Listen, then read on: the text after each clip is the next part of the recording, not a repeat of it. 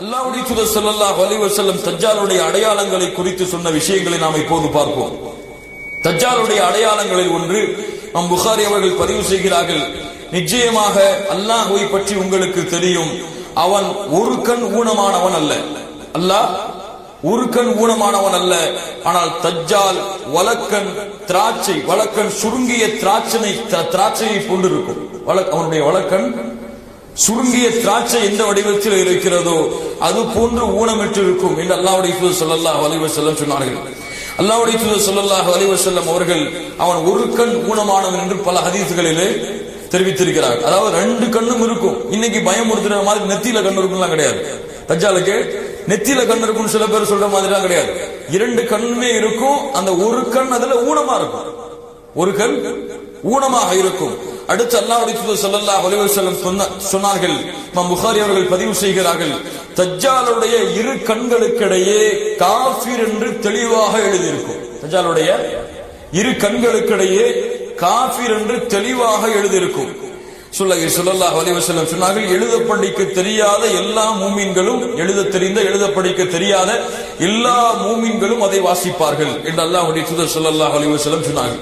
அதற்கு பிறகு அல்லாஹ்வுடைய தூதர் ஸல்லல்லாஹு அலைஹி வஸல்லம் சொன்னார்கள், இமாம் முஸ்லிம் அவர்கள் பதிவு செய்கிறார்கள், அவனுடைய ஒரு கண் மூக்கை, அவனுடைய ஒரு கண்ணின் மூக்கை ஒட்டிய ஓரத்தில் கடினமான ஒரு சதை கட்டி தென்படும், கடினமான ஒரு சதை கட்டி தென்படும் என்று அல்லாஹ்வுடைய தூதர் ஸல்லல்லாஹு அலைஹி வஸல்லம் சொன்னார்கள்.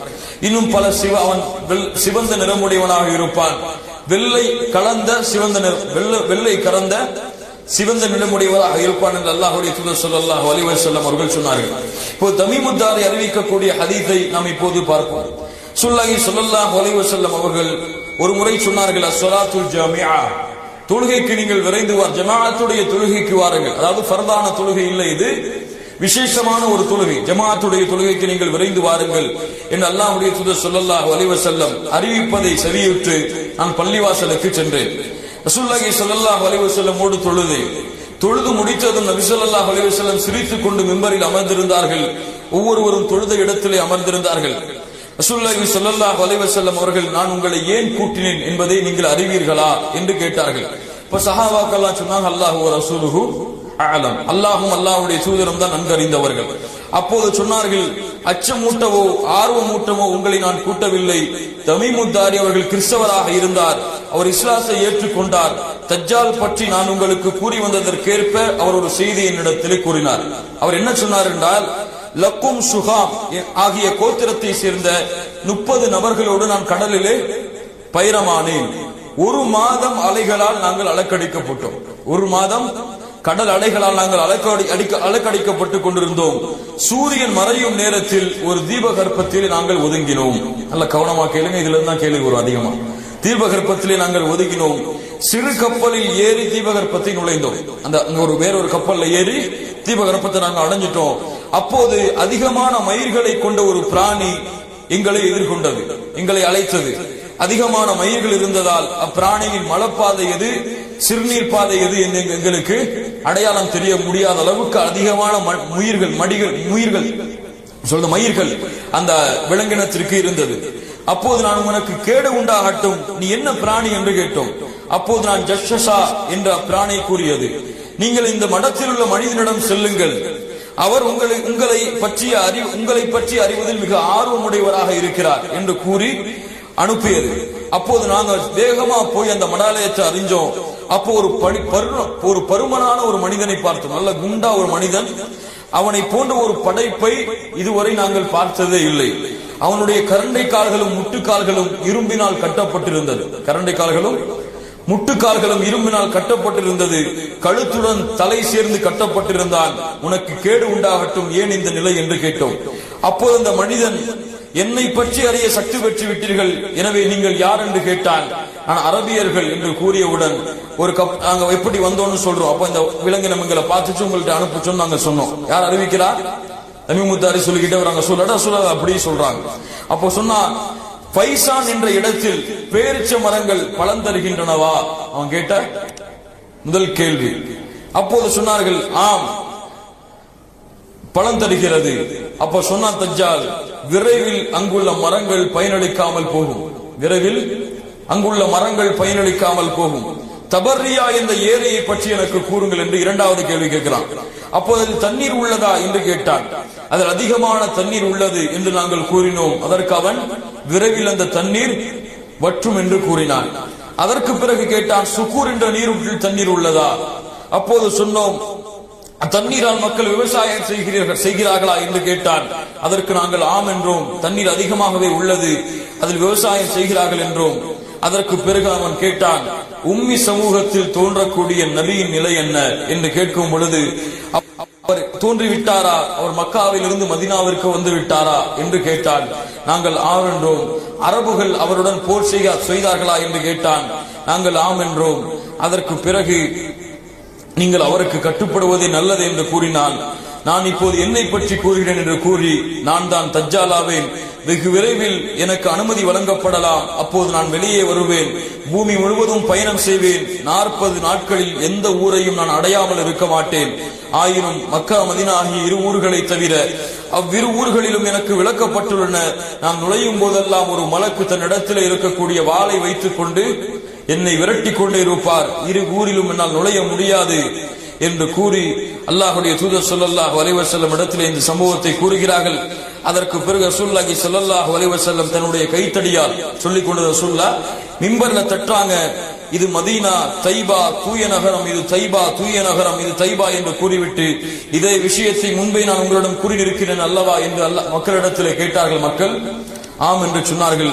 அறிந்து கொள்க, நிச்சயமாக அவன் ஷாம் நாட்டின் கடல் பகுதியில் இருக்கிறான், அவன் யமன் நாட்டில் கடல் பகுதியில் இருக்கிறான், இல்லை இல்லை அவன் கிழக்கு திசையில் இருக்கிறான் என்று 3 முறை அல்லாஹ்வுடைய தூதர் ஸல்லல்லாஹு அலைஹி வஸல்லம் கூறினார். இந்த அறிவிப்பு இதோடு முடியுது. அப்ப தஜ்ஜாலை பற்றி அல்லாஹ்வுடைய தூதர் ஸல்லல்லாஹு அலைஹி வஸல்லம் கூறிய அடையாளங்கள் இதுதான். அவன் தன்னை கடவுள் என்று வாதிடுவான், பல அற்புதங்களை நிகழ்த்துவான். வானத்திலிருந்து மழையை பொழிய வைக்க சொல்லுவான், மழை பொய்யும். பூமியிலிருந்து தாவரங்களை விளைவிக்க சொல்லுவான், விளைவிக்கும். ஒரு மனிதனை கூப்பிட்டு வெட்டுவான், அவன் உயிர் போகும், மறுபடியும் அழைப்பான், உயிர் வரும். இப்படி பல அதிசயங்களை இந்த தஜ்ஜால் ஏற்படுத்துவான். இன்னும் பல அதிசயங்கள், குஷ்ணநோய்களை போக்குவான், சூனியத்தை எடுப்பான், பல அதிசயங்களை இவன் நிறைவேற்றுவான்.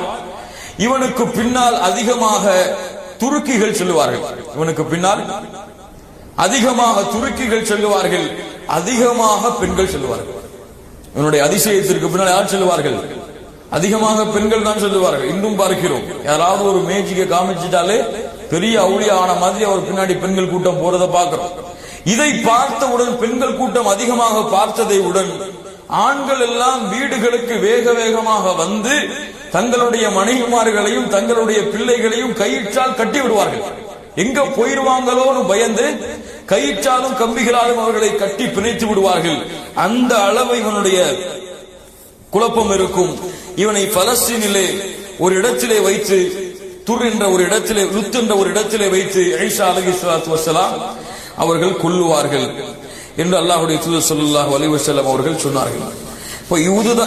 இது போதும் தஜ்ஜாலை பற்றி நாம் தெரிந்து கொள்வதற்கு. தஜ்ஜாலை விட்டு பாதுகாப்பதற்காக அல்லாஹ்வுடைய தூதர் ஸல்லல்லாஹு அலைஹி வஸல்லம் அவர்கள் 4 விஷயங்களை சொன்னார்கள். ஒன்று, தஜ்ஜாலை விட்டு பாதுகாப்பதற்கு முதலாவதாக ஈமான் இருக்க வேண்டும்.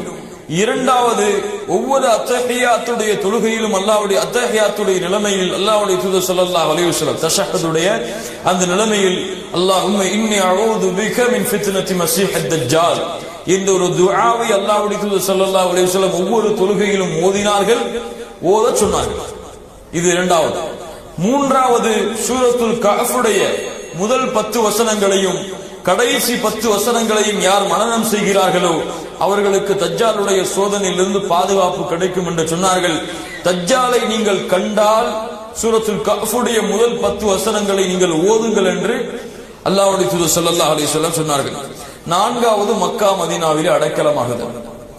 மக்கா மதீனா, ரசூலுல்லாஹி ஸல்லல்லாஹு அலைஹி வஸல்லம் மேலும் சொன்னார்கள், பைத்துல் முகத்தஸ், தூர் மலைக்கு கீழே உள்ள மஸ்ஜிது தூர், இந்த 4 பள்ளிகளை தவிர வேறு எல்லா இடங்களிலும் பூமியிலே அவன் சுற்றித் திருவான். 40 நாட்கள் இந்த பூமியிலே வாழ்வான். அதிகமான எண்ணிக்கை அல்ல, ஆனால் உலகம் முழுவதும் சென்று பல குழப்பங்களை, ஃபித்னாக்களை ஏற்று தன்னை கடவுளாக நம்ப வைப்பான். பிறரை கையிலே ஒரு கையிலே சொர்க்கத்தை வைத்திருப்பான், மறுகையிலே நரகத்தை வைத்திருப்பான்.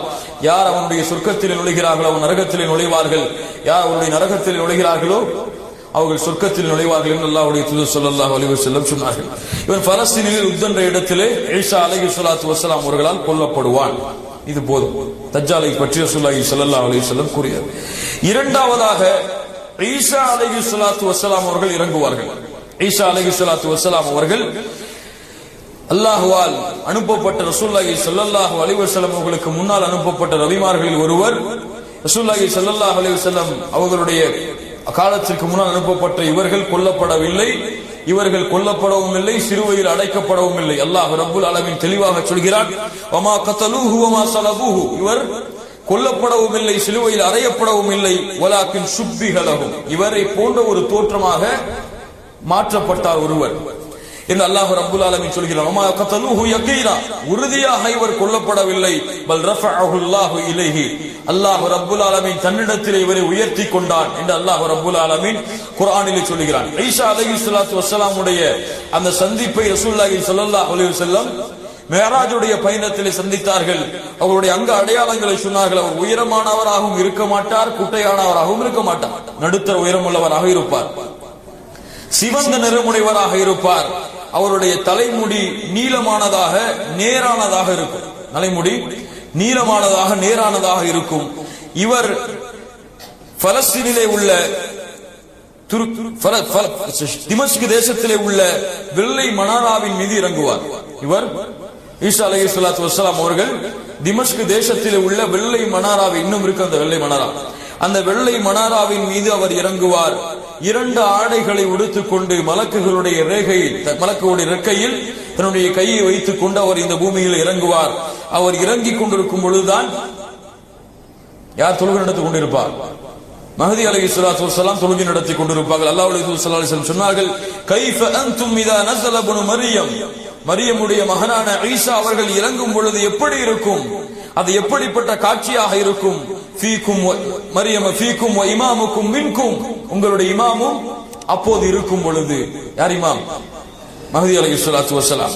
அல்லாஹ்வுடைய தூதர் ஸல்லல்லாஹு அலைஹி வஸல்லம் பல அறிவிப்புகளில் இதை உண்மைப்படுத்தினார்கள். ஈசா அலைஹிஸ்ஸலாத்து வஸ்ஸலாம் வந்து இந்த பூமியிலே வாழ்வார்கள். இந்த பூமியிலே அவர்கள் வாழும் பொழுது பல அழைப்பு பணியை செய்வார்கள். கிறிஸ்தவர்களுக்கு அழைப்பு பணி செய்வார்கள், பன்றிகளை கொலை செய்வார்கள், கிறிஸ்துவ பேராலயங்களை இடித்து தகர்த்துவார்கள் என்று பல அறிவிப்புகள் வந்திருக்கிறது. ஈசா அலைஹிஸ்ஸலாத்து வஸ்ஸலாம் கடைசியாக தஜ்ஜாலை லுத் என்ற இடத்திலே, பலஸ்தீனில் லுத் என்ற இடத்திலே வைத்து கொலை செய்வார்கள். மிகப்பெரிய போராக இது இருக்கும். ஈசா அலைஹிஸ்ஸலாத்து வஸ்ஸலாமிற்கு பிறகு யஜூஜ் மஜூஜ் இவர்களை அல்லாஹ் ரப்புல் ஆலமீன் அனுப்புவான். இவர்கள் துல்கர்னைன் என்று அழைக்கப்படக்கூடிய அரசனால் ஒரு மிகப்பெரிய இடத்திலே இரும்பு பாலங்களால் செம்புகளை உருக்கி நெருப்பை வைத்து கட்டப்பட்டவர்கள். ஒவ்வொரு நாளும் அவர்கள் தங்கள் அந்த இரும்பை உடைக்க முயற்சி செய்து கொண்டே இருக்கிறார்கள். மாலை வந்தால் அது உயர்ந்து விடும் என்று அல்லாஹ்வுடைய தூதர் ஸல்லல்லாஹு அலைஹி வஸல்லம் சொன்னார்கள். இன்று முகம் பெருத்தவர்களாக இருப்பார்கள், கண்கள் சிறியவர்களாக இருப்பார்கள். யஜூஜ் மஜூஜ் கண்கள் சிறியவர்களாக இருப்பார்கள், முகம் பெருத்தவர்களாக இருப்பார்கள். அல்லாஹ்வுடைய தூதர் ஸல்லல்லாஹு அலைஹி வஸல்லம் சொன்னார்கள், அதிகமான எண்ணிக்கை உடையவர்களாக இருப்பார்கள். ஒரு யஜூஜ் மஜூஜிலே ஒருவன் இறப்பதற்கு முன்னதாக 1000 பிள்ளைகளை பூமியில போட்டுட்டு தான் போவாங்க. ஒருத்த மூத்தாரதுக்கு முன்னாடி 1000 பிள்ளைகளை பூமியிலே போட்டுவிட்டு தான் போவார்கள். அதன் காரணமாகத்தான் அல்லாஹ்வுடைய தூதர் ஸல்லல்லாஹு அலைஹி வஸல்லம் சொன்னார்கள், ஆதம் அலைஹிஸ்ஸலாத்து வஸ்ஸலாமை அல்லாஹ் ரப்புல் ஆலமீன் மறுமையில் அழைத்து நரகத்திலே செல்லக்கூடிய கூட்டத்தை வெளியாக்கு. எவ்வளவு என்று கேட்கும் பொழுது சொர்க்கத்திலே ஒரு மனிதனையும் 999 மக்களை நரகத்திலும் அனுப்பும் என்று சொன்னார்கள். சஹாபாக்கள், அல்லாஹ்வுடைய தூதரை எண்ணிக்கை இவ்வளவு அதிகமாக இருக்கிறது, அந்த சொர்க்கத்திலே செல்லக்கூடிய ஒரு மனிதர் யார் என்று கேட்கும் பொழுது அல்லாஹ்வுடைய தூதர் ஸல்லல்லாஹு அலைஹி வஸல்லம் சொன்னார்கள், அப்ஷிரு ஃபஇன்ன மின்கும் ரஜுலன், நீங்கள் அதை குறித்து கவலைப்பட வேண்டாம், நற்செய்தி பெற்றுக் கொள்ளுங்கள். உங்களில் இருந்து ஒருவர் மீதி இருக்கக்கூடிய 1000 பேர் எங்கிருந்துதான்? யஜூஜ் மஜூஜில் இருந்துதான் என்று அல்லாஹ்வுடைய தூதர் ஸல்லல்லாஹு அலைஹி வஸல்லம் சொன்னார்கள். இதுவெல்லாம் எதை குறிக்கிறது என்றால், அதிகமான எண்ணிக்கையுடையவர்களாக இருப்பார்கள். பூமியிலே சென்று மக்களை தொல்லைப்படுத்துவதற்கு முடியாத அளவிற்கு தொல்லைப்படுத்துவார்கள். கடினமான வேதனையை தொல்லையை கொடுப்பார்கள். எல்லா இடங்களிலும் மக்களை கொன்று குவிப்பார்கள். கடைசியிலே கொன்று குவித்ததற்கு பிறகு அழைப்பார்கள், பூமியில் உள்ளவர்களை கொன்று விட்டோம், வானத்தில் உள்ளவர்களை மலக்குகளை கொல்ல வாருங்கள் என்று அழைத்து ஒரு மலைக்கு மேல் ஏறி அம்புகளை எடுத்து எறிவார்கள். அல்லாஹ் ரப்புல் ஆலமீன் அந்த அம்புகளை இரத்தத்தால் தீட்டி மறுபடியும் பூமிக்கு அனுப்புவான் என்று ரசூலுல்லாஹி ஸல்லல்லாஹு அலைஹி வஸல்லம் சொன்னார்கள். இவர்கள் ஆறை கடந்து செல்வார்கள். கடந்து செல்லும் பொழுதை குடித்து குடித்து தண்ணீரை காலியாக்கி இருப்பார்கள். இவர்கள் பலஸ்தீனில் அந்த கிழக்கு தேசத்தில் ஒரு இடத்தை அடைந்தவுடன் இவர்களை யாராலும் கொல்ல முடியாது. இவர்களை யாராலும் கொல்ல முடியாது. தஜ்ஜாலை கொன்ற ஈசா அலைஹிஸ்ஸலாத்து வஸ்ஸலாம் அவர்களாலே இவர்களை கொல்ல முடியாது. இடத்திலே சென்று ஒன்று கூடுவார்கள். அதற்கு பிறகு ஈசா அலைஹிஸ்ஸலாத்து வஸ்ஸலாம் மலைக்கு மேல் ஏறி அல்லாஹ்விடத்திலே பிரார்த்தனை செய்வார்கள். யா அல்லாஹ் இவர்களை அழித்து விடு என்று அல்லாஹ்விடத்திலே துஆ செய்வார்கள். குழப்பம் அதிகமாகிவிட்டது என்று அல்லாஹ் ரப்புல் ஆலமீன் ஒட்டக கழுத்துக்களை போன்று உள்ள பறவைகளை அனுப்பி அவர்களை அல்லாஹ் ரப்புல் ஆலமீன் அழிப்பான். அதற்கு பிறகு பூமி முழுவதும் நாற்றம் எடுக்கும். இறந்து அழுகு பிணங்களாக பூமி முழுவதும் கிடப்பார்கள். அல்லாஹ் ரப்புல் ஆலமீன் அதற்கு பிறகு ஒரு மலையை இறக்குவான். பூமி கண்ணாடியை போன்று சுத்தமாகிவிடும். பூமி கண்ணாடியை போன்று சுத்தமாகிவிடும் என்று அல்லாஹ்வுடைய தூதர் ஸல்லல்லாஹு அலைஹி வஸல்லம் அவர்கள் சொன்னார்கள். இதை யஜூஜ் மௌஜூஜை பற்றி அல்லாஹ்வுடைய தூதர் ஸல்லல்லாஹு அலைஹி வஸல்லம் சொன்னார். அதற்கு பிறகு 3 பூகம்பங்கள் பூமியிலே அதிகமாக நடக்கும். முதல் பூகம்பம் கிழக்கு தேசத்திலிருந்து, இரண்டாவது பூகம்பம் மேற்கு தேசத்திலிருந்து, மூன்றாவது பூகம்பம் அரபு தேசங்களில். மதீனாவிற்கு கிழக்க உள்ள தேசத்திலேயும் மேற்கு தேசங்களிலேயும் ஜசீரத்துல் அரப் அரபுடைய பிரதேசங்களிலும் 3 நிலநடுக்கங்கள் பூகம்பங்கள் பூமியிலே மக்களை ஈர்த்துக் கொள்ளும் அளவிற்கு மிக அதிகமான நிலநடுக்கங்கள் ஏற்படும். அதற்கு பிறகு தாப்பா ஒரு கால்நடை வரும். ஒரு கால்நடை பூமியில் இருந்து வரும். இந்த பூமியில் இருந்து வெளியேறும். இந்த பூமியிலிருந்து வெளியேறக்கூடிய இந்த தாப்பா மூசா அலைஹிஸ்ஸலாத்து வஸ்ஸலாமுடைய கம்பை தன்னிடத்தில் வைத்திருக்கும். மூசா அலைஹிஸ்ஸலாத்து வஸ்ஸலாமுடைய அஸா, அந்த அஸாவை தன்னிடத்தில் வைத்திருக்கும். கையிலே முத்திரை, யாருடைய முத்திரை? சுலைமான் அலைஹிஸ்ஸலாத்து வஸ்ஸலாமுடைய முத்திரையை கைகளிலே பொறித்திருக்கும். இந்த விலங்கினம் பேசும். மக்களிடத்திலே பேசும். காஃபிர்களாக இருக்கக்கூடியவர்களுக்கு அடையாளம். யார் காஃபிர் யார் முஸ்லிம் என்று இந்த விலங்கினம் வந்ததற்கு பிறகுதான் தெரியும். முகத்திலே மூக்கிற்கும் அந்த காதிற்கும் இடையே உள்ள பிரதேசத்தில் தன்னிடத்திலே உள்ள கம்பால் அடையாளமிடப்பட்டவர்கள் எல்லாம் காஃபிர்கள் என்று அடையாளம் கொள்ளிக் கொள்ளலாம். இந்த விலங்கினமும் வந்து மரணிக்கும். அதற்கு பிறகு அல்லாஹ் ரப்புல் ஆலமீன் துஹான் ஒரு மிகப்பெரிய புகை மூட்டத்தை ஏற்படுத்துவார். அல்லாஹ் ரப்புல் ஆலமீன் இதை குர்ஆனிலே சொல்கிறான். அந்த புகை மூட்டம் வந்தவுடன் மூமின்களுக்கு அந்த புகை மூட்டம் பட்ட உடனேயே மூமின்கள் அச்சென்று தும்பலாக அந்த புகை மூட்டத்தை வெளியேற்றி விடுவார்கள்.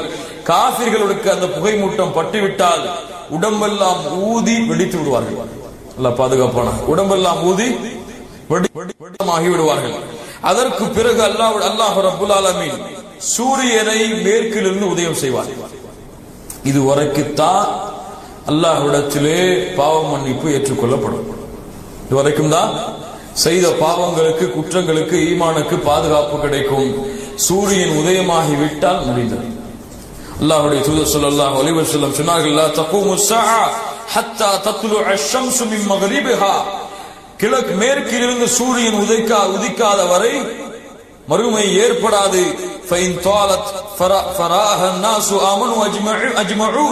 மக்கள் எல்லோரும் அந்த சூரியன் மேற்கிலிருந்து உதிப்பதை பார்த்தால் ஈமான் கொள்வார்கள்.